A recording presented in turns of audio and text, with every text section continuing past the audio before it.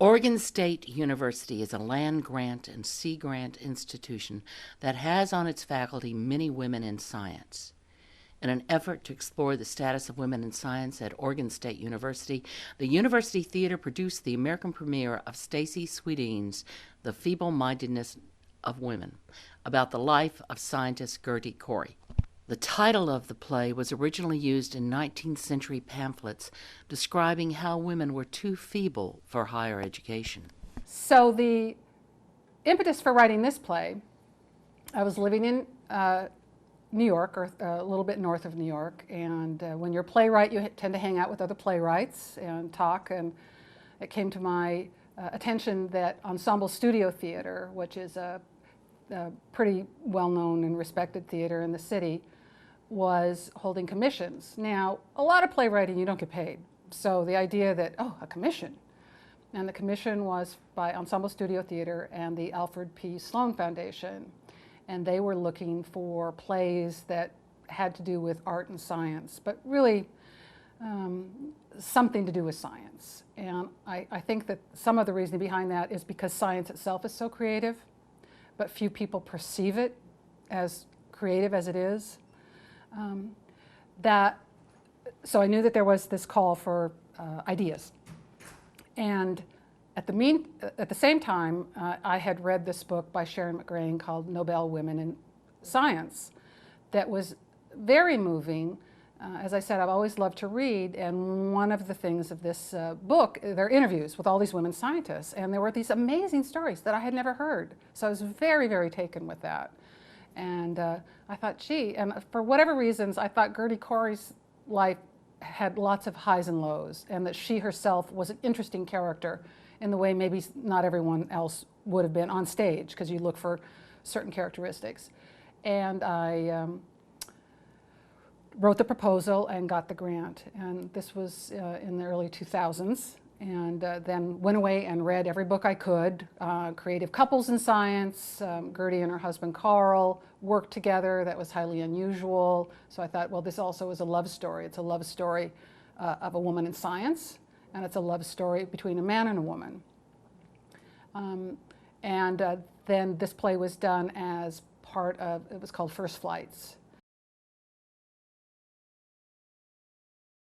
In 1914, a vivacious and brilliant young girl dreams of attending medical school. Her obstacle? Women are not allowed to study the subjects of Latin, physics, mathematics, and chemistry. With the support of her family, she is tutored, and after passing the hardest examination I was ever called upon to take, 18-year-old Gertie Teresa Radnitz enters medical school in Prague. There she meets the two great loves of her life, biochemistry and Carl Corey. You ask about husband-wife alliances in the sciences. They're extremely important, and they have provided one of the ways in which, before there were changes in law, that women were able to get advancement and to sort of make their way. There are a lot of famous husband-wife teams. Of course, the play is based on the alliance between Gertie and Carl Corey. And there are other very famous alliances, most notably the Marie-Pierre Curie alliance, and then their daughter Irene with her husband Frederic. And then others, and there are particular fields in which husband-wife alliances have been very strong. The Coreys earned their degrees in 1920 and soon were married, even though Carl's family felt that Gertie's Jewish background would hurt his career. Experiencing the post-war devastation in Eastern Europe and witnessing the rise of Nazism, the Coreys immigrated to the United States. It was difficult to find an institution that would hire them both as researchers. Often, Gertie's position was less prestigious than Carl's. At the New York Institute for Malignant Diseases, she worked as an assistant pathologist, while Carl worked as a biochemist. In spite of experiences like these, Gertie Corey reflected on the 1952 radio program, This I Believe. Indeed, the Coreys' work was so intricately dependent upon one another that it is often difficult to tell which scientists worked on which aspects of their research. They published 50 papers while at Roswell Park Cancer Institute in Buffalo, New York. First author credit went to the one who had done most of the research for the paper. Gertie published 11 as sole author. As a team, Gertie and Carl discovered the cycle of carbohydrates, how energy moves from muscle to the liver and back to muscle. Their discovery had profound implications for the treatment of diabetes. Gertie was a biochemical sleuth, hunting and detecting enzymes, exploring and explaining the mystery of how cells convert food to energy. The teaching body of the Caroline Institute has decided to award one half of the 1947 Nobel Prize for Physiology or Medicine to Professor Carl Corey and Dr. Gertie Corey for the discovery of the course of the catalytic conversion of glycogen. 44 years after Marie Curie was the first woman to be awarded the Nobel Prize, and 12 years after Eve Curie became the second woman, Gertie Corey heard the following. In work characterized by unremitting diligence, brilliant skill, and masterly acumen, today's prize winners have shown themselves to possess all the qualities of the great research worker in natural sciences. Professor Carl Corey and Dr. Gertie Corey, your synthesis of glycogen in the test tube is beyond doubt one of the most brilliant achievements in modern biochemistry. In the name of the Caroline Institute, I extend to you hearty congratulations on your outstanding contribution to biochemistry and physiology. The Coreys spent the rest of their career at Washington University School of Medicine in St. Louis. The same year she was awarded the Nobel Prize, Gertie learned she had fatal anemia, possibly caused by her earlier research in X-rays. Working in her laboratory until her last month, Gertie dies in 1956. I have a cousin that gives me great bragging rights. I'm always happy to talk about her. Her name is Betty Korber, and before I was working on this play, she told me a story. Well, first let me jump forward and say she's one of the top AIDS researchers. She and her husband lived in New Mexico. They were living in Los Alamos at the time. And if you Google her name, Korber was my mother's maiden name, so this is my Uncle George's daughter. She's just won about every award you can win in science and in AIDS research. And she's actively looking for the cure and feels that they're on the verge of a breakthrough there. Anyway, I love and adore her and am inspired by her. And she shared a story about when she was in high school and studying math, being actively discouraged from going forward. And I thought, well, how many other people, but somehow she found it within herself, but how many other women who are very smart, who would have something to offer, but perhaps are more vulnerable, are not as self-confident, or they don't find a mentor to help them? How many of them drop by the wayside who could have something to offer? And that was also something about Gertie Corey that was inspiring to me, because she actively helped other women in science. She was willing to speak up for them and to go to bat for them and to hire them into her lab.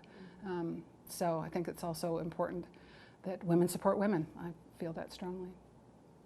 Gertie Corey was a very interesting woman. I mean, she had such a difficult background in some ways. I mean, it had, so many things against her, and being Jewish in Germany and going through World War I in that way and so forth. And she was incredibly determined. And I think that's what you had to be. And she was lucky that she married someone who thought of her as an equal. I mean, that was really a partnership, which is still pretty rare. Indeed, at the Nobel Prize ceremony in Stockholm, Carl said, Our efforts have been largely complementary, and one without the other would not have gone as far as in combination. Gertie was heroic. There are letters in the Ava Helen and Linus Pauling's papers in the Oregon State University Special Collection and Archives documenting the relationship between the Paulings and the Coreys. Yeah, one of the things I certainly picked up is that I can relate what Gertie's story was to some people I know here at OSU. They were a little bit later than Gertie in terms of the timeline, but Ken Hedberg is a physical chemist who has been here since the early 50s. His wife Lisa is as good a chemist as he is, but she came here with him, and they worked as a team, much in the same way that Carl and Gertie did. And then later on, when David Shoemaker came here from MIT to be department chair, his wife Clara was an internationally known crystallographer, and so she came and continued her work under a similar type of structure. And I think both of those are examples of women who today would have been recruited in their own right, but came because that's where their husbands had their career go, and continued doing what they were doing. Have things really changed that much for women in science at this point? I'm not a woman scientist, so I can't answer that question. I am a woman in theater, and I can tell you that last year, of all the new plays that were done, 17% were by women. That's a low percentage. In many ways, life in science, technology, engineering, and mathematics is easier for women today, but in other ways, barriers do remain. There is something about the culture that I think drives off women or dissuades them from entering. Contemporary research shows that while numbers of women have steadily, though slowly, increased since Gertie Corey's time, recruitment and retention of women and other underrepresented groups remain a challenge for STEM programs. Among these challenges for women are primary responsibility for child rearing, stereotypes of women's work, and subtle bias against women. Scientists at Oregon State earned their degrees and began their careers during the decades of great change for women. Being the first woman in mechanical engineering at UBC is quite a story. So my first class was a drafting class, and the professor came up and said, I think you're in the wrong place. This is not the nursing school. This is mechanical engineering. What are you doing here? And I said, well, I'm going to be an engineer. To which he said, well, women aren't engineers. So that was the start, and it was a struggle because they didn't know how to deal with women. At the time I started, there were no women's washrooms. So when they rebuilt the building, we finally got a women's washroom, and they put Kate on it because I finally got my own restroom after all this time. I started at OSU in 1983. I came in as an instructor. At that time, I was the first woman instructor in the College of Engineering. And again, it was the old boys network. I didn't hunt or fish, so I was actually excluded from a lot of the social events and things like that. They used to have a dinner at the end of the year in June, and it was up at the forestry cabin in PV Arboretum, and it was a stag party. Well, I was invited, but it was very clear, and I didn't go the first year, and in about the third year I did go, but it was very clear that it was not, women weren't supposed to be there. Now, it's so different because when we have College of Engineering events, it's not just faculty, it's all the staff. It's very inclusive. It's a much more welcoming environment.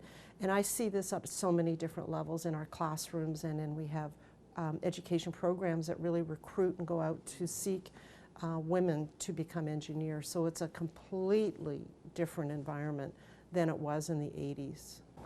So when I was working in the field as an undergraduate, I was maybe the only woman, and they were all men.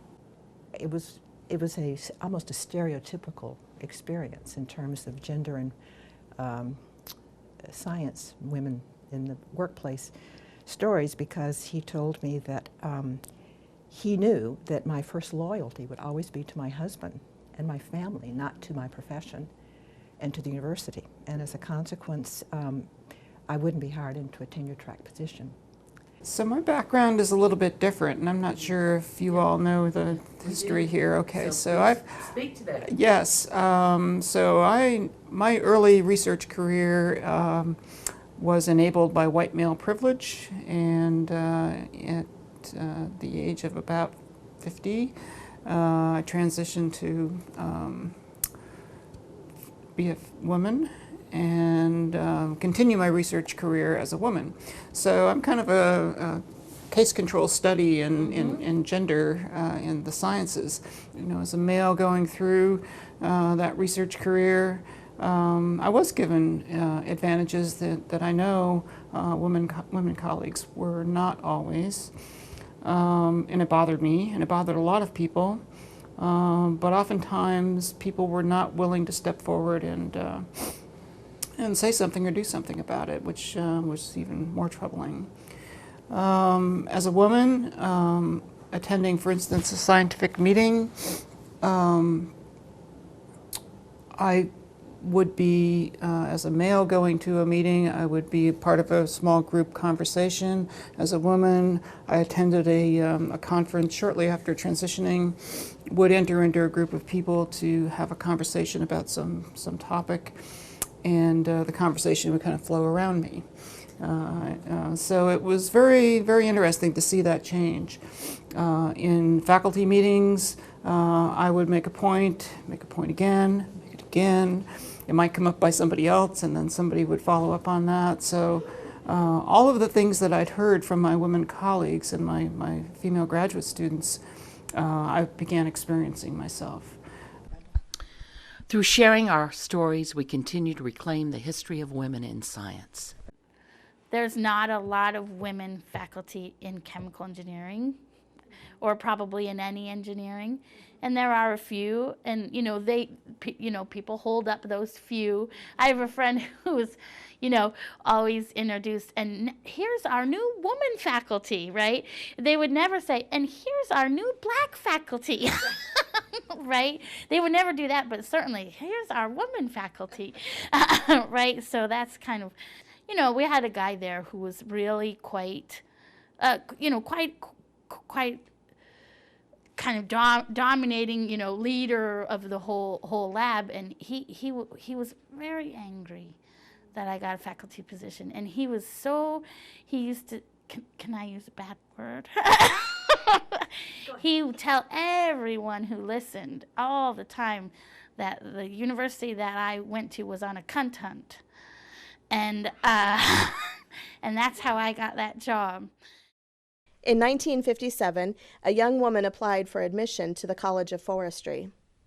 This is part of the reply she received. First of all, the number of jobs that are available for a woman in forestry are limited entirely to clerical type of jobs for which a background in forestry would not be necessary. Secondary, the requirements in specific courses in the School of Forestry curriculum are such that it would pose a definite problem as far as a girl is concerned.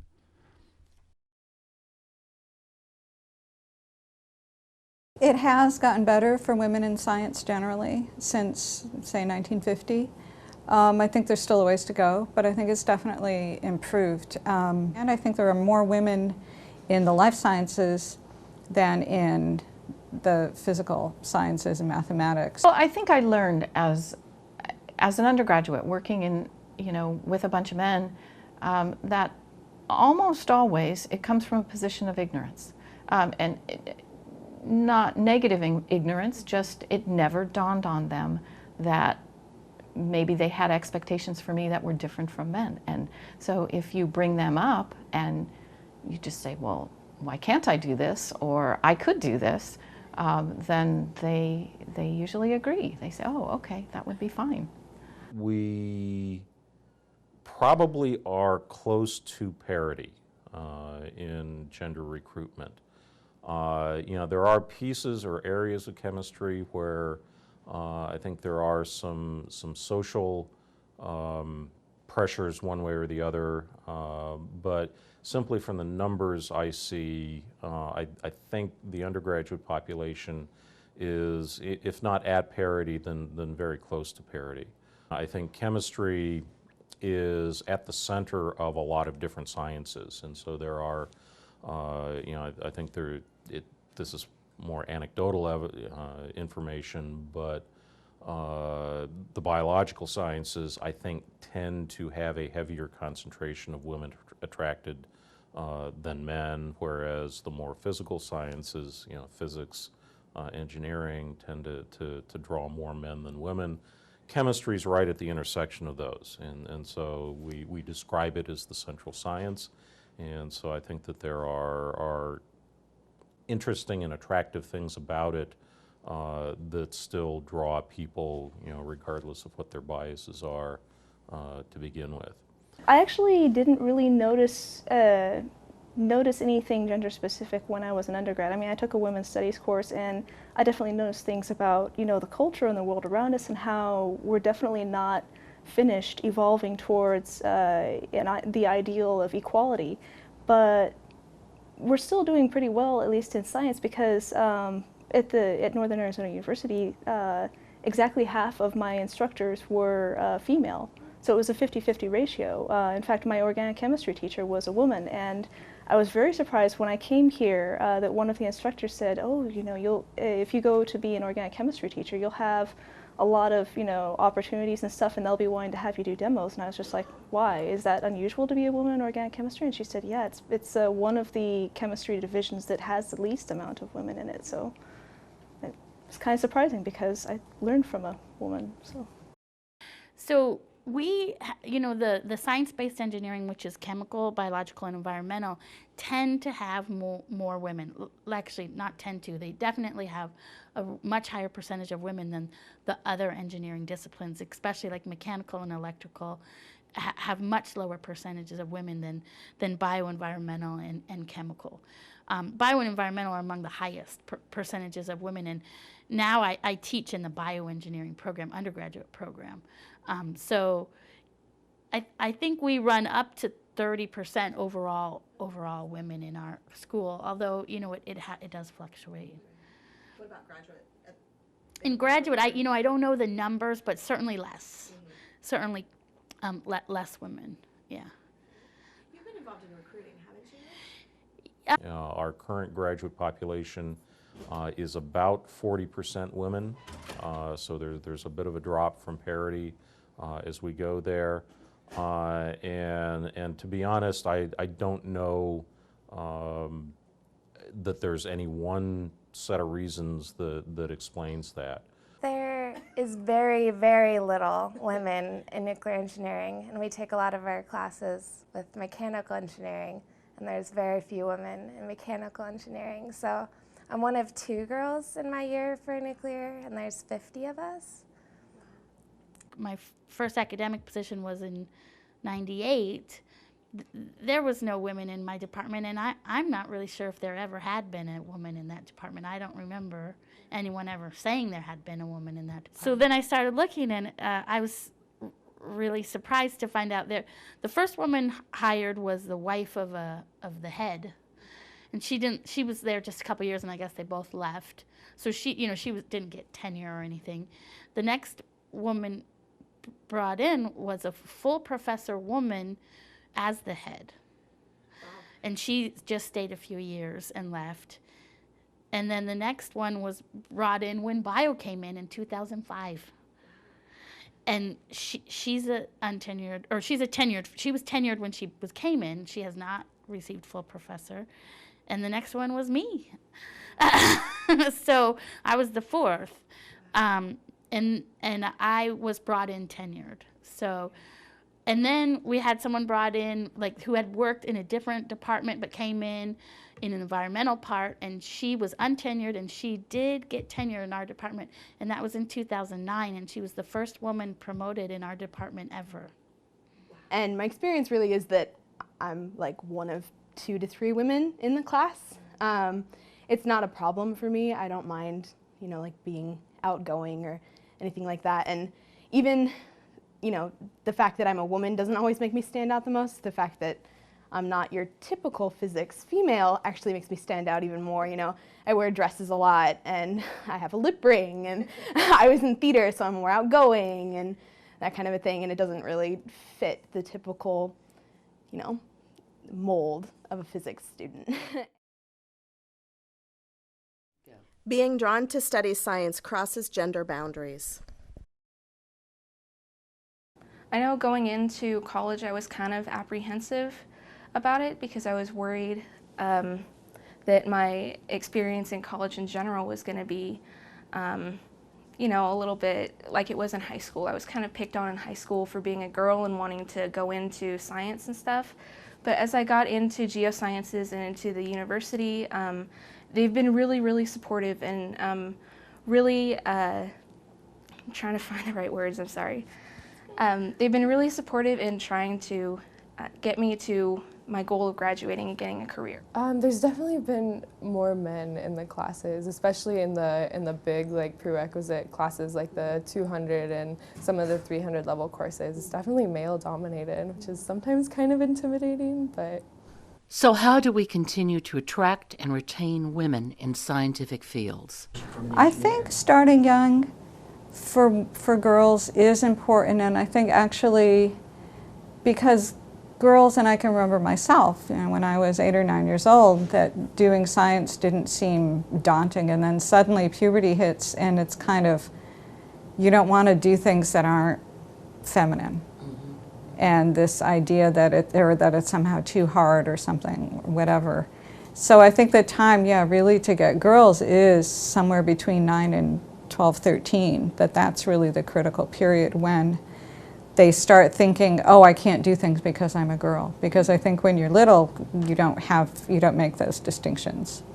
So we, you know, the science-based engineering, which is chemical, biological, and environmental, tend to have more women. Actually, not tend to, they definitely have a much higher percentage of women than the other engineering disciplines, especially like mechanical and electrical, have much lower percentages of women than bioenvironmental and chemical. Bio and environmental are among the highest percentages of women, and now I teach in the bioengineering program, undergraduate program. So I think we run up to 30% overall women in our school, although, you know, it does fluctuate. What about graduate? In graduate, I don't know the numbers, but certainly less. Mm-hmm. Certainly less women, yeah.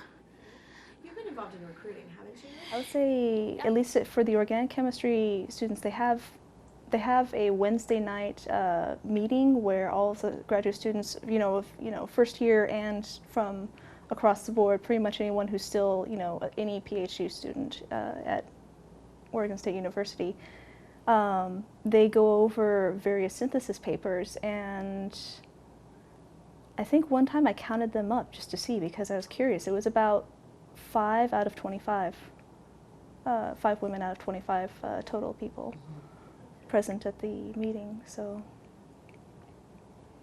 it's smaller than I expected, but in graduate work, I think being self-driven is very important, although there is still, of course, a lot of pressure, and the threat of failure is very real and very present, and that actually makes me so stressed out that I have difficulty taking my classes, and I have to remind myself that if I fail this term, then I still have a chance to retake it